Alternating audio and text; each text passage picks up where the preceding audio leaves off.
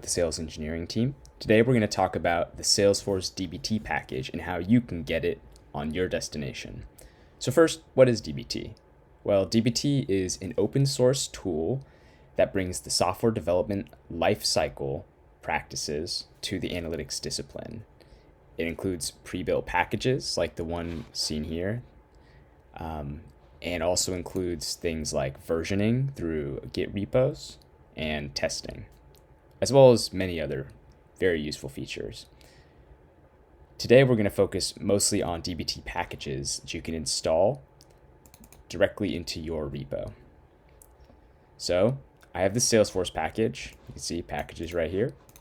And essentially what I'm going to get from it in my destination is these four models. So there's a table regarding manager performance, a table regarding opportunity owner performance, a table that gives us a snapshot for the quarter, and a table that has slightly enhanced opportunity records. Now, all of these models are built on the schema that Fivetran lands natively when you set up a Salesforce connector. So just for reference, here's the Salesforce ERD that we provide in our docs. And as you can see here, I also have a Salesforce connector set up. In this case, it's a sandbox connector. And it also has the name Salesforce. This is important. I'll talk about it a little bit later. So first, just to clarify, we are connected. I am landing data into Snowflake. The next step is to hook up the DBT repo. Now, if you've never used DBT before, let me just walk you through it. I have an empty folder here called new DBT project. I'm just going to run DBT in it. Now, I've already installed DBT a little earlier. It looks like we need a project name, so new project. There you go.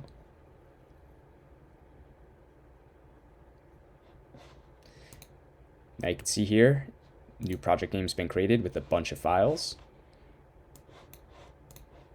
Now something that we need is a deployment.yaml file. That's something that Fivetran offers that allows us to run cron-like jobs right in our interface. So I'm just going to grab that from my desktop. You see I have one right here. I'm just going to throw it in that DBT project and throw it in the project name. There you go. So if you click on this, you can see that I have 4 different jobs: daily runs, nightly runs, weekday runs, and every 30 minutes in a cron style syntax. Awesome. Now the next step is to create a packages.yaml file.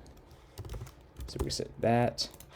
Now you can see over on DBT, if you go up here, there's a packages code or markup or whatever you want to call YAML. You copy that into your packages, save it. Ooh, I misspelled that. .yml. Save it into your project. So there it is. And then you can run dbt deps. It's short for dependencies.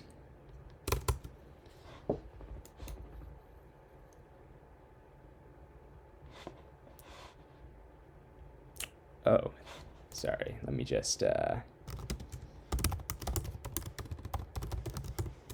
had to change into my directory.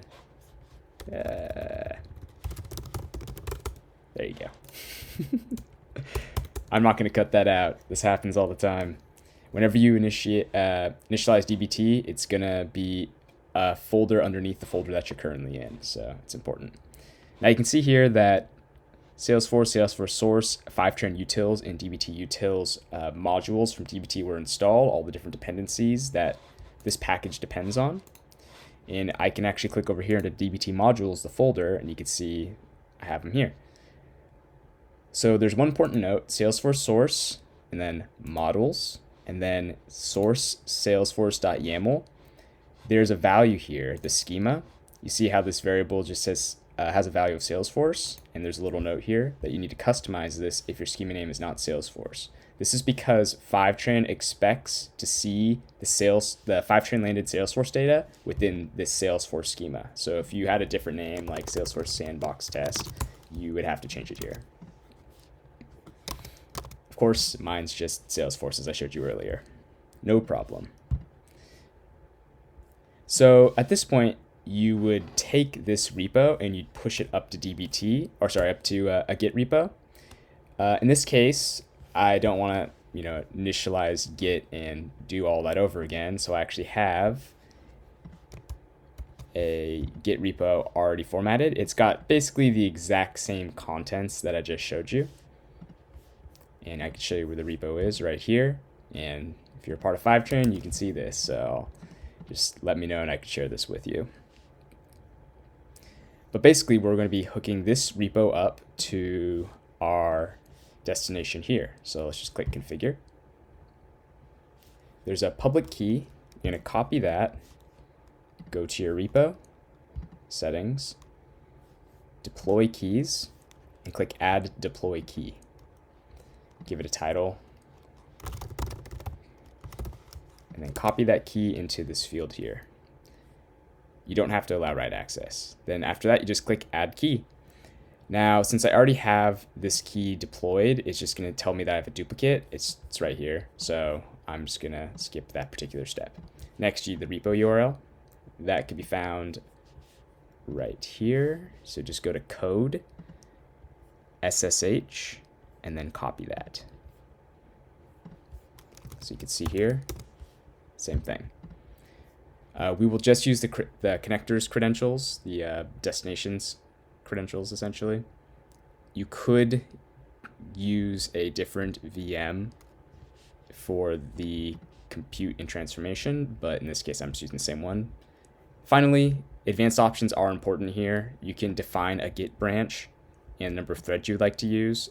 My branch is on main, as you can see right here. So make sure you define that. Finally, click Save and Test.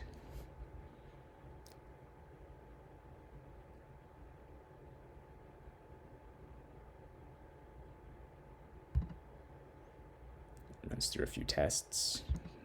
Bloop-a-doop, beep beep boop bop boop. Okay, we're good to go. Now this transformations page will show you those different deployment options that we have based on our YAML file. Once again, this YAML file, the deployment.yaml, will be available in the Fivetran docs if you search for it. So you can download it for yourself. In this case, I have this every 30 minutes job. Let's say I'd like to run it right now. I can actually click into it and click Run Now.